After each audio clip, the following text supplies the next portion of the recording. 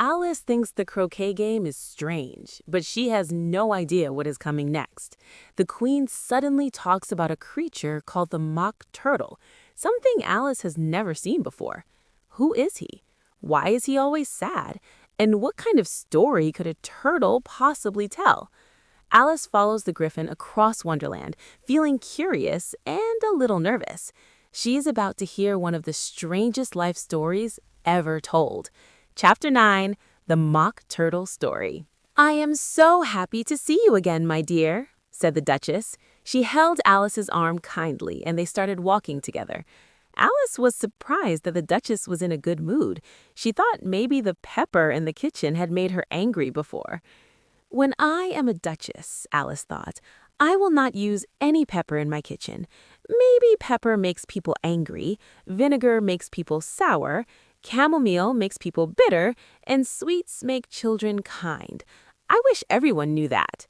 She forgot the Duchess was next to her until the Duchess spoke close to her ear. "You are thinking, my dear.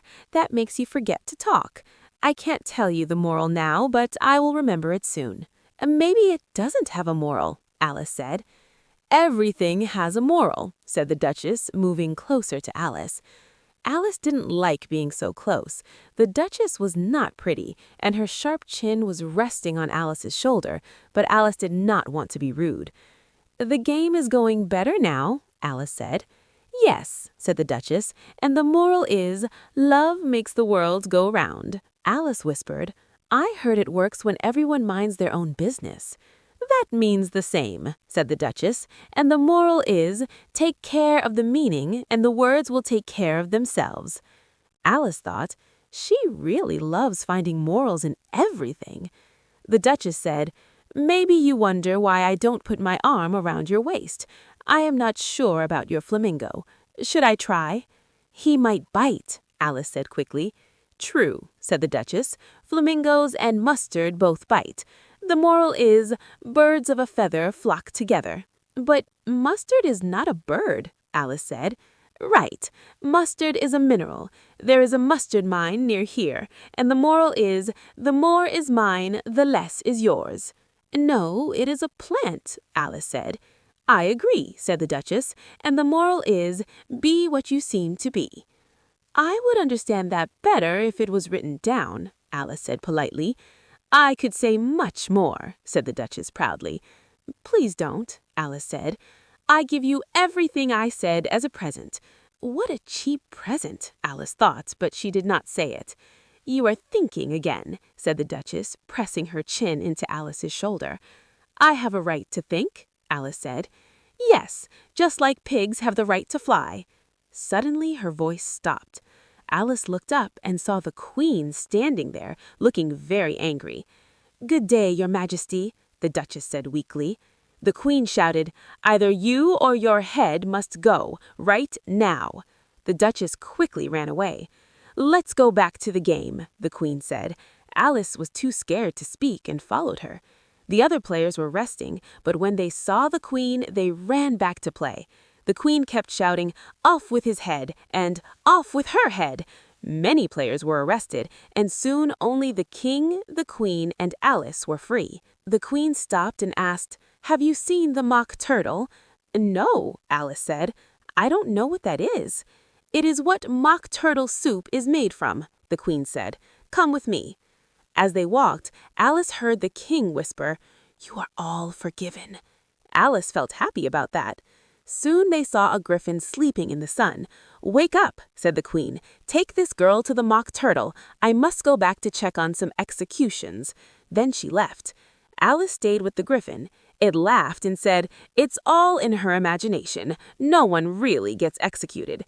They walked and saw the mock turtle sitting sadly on a rock. He looked very unhappy. "What is he sad about?" Alice asked. "It's just his imagination," the Gryphon said. The mock turtle said, "Sit down and listen to my story." They sat quietly. "Once," the mock turtle began, "I was a real turtle." He cried for a long time. "When we were young, we went to school in the sea. Our teacher was a turtle, but we called him Tortoise because he taught us." "Why call him Tortoise if he wasn't one?" Alice asked. Because he taught us, the Mock Turtle said angrily. The Gryphon told Alice not to ask silly questions. We had lessons every day, the Mock Turtle continued. I went to school too, Alice said. Did you have extra lessons? Asked the Mock Turtle. Yes, French and music. And washing? Of course not, Alice said. Then it was not a good school, the Mock Turtle said. We had French, music, and washing.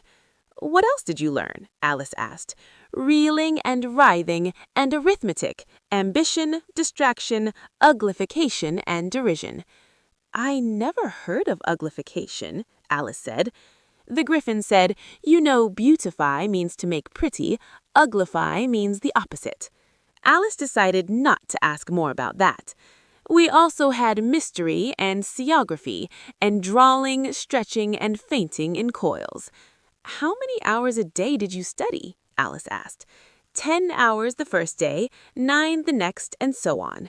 What a strange system, Alice said. That's why they are called lessons, because they lesson every day. Alice thought about that. Then the 11th day was a holiday? Of course, the Mock Turtle said. And the 12th day? That's enough about lessons, the Gryphon said.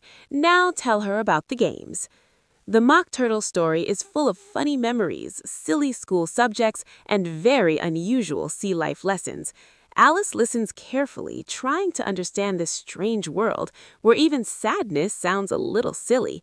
But his story is not finished yet, and Wonderland is getting even more surprising. Want to hear the rest of the Mock Turtle's tale and continue Alice's adventure? Watch the full story on the channel.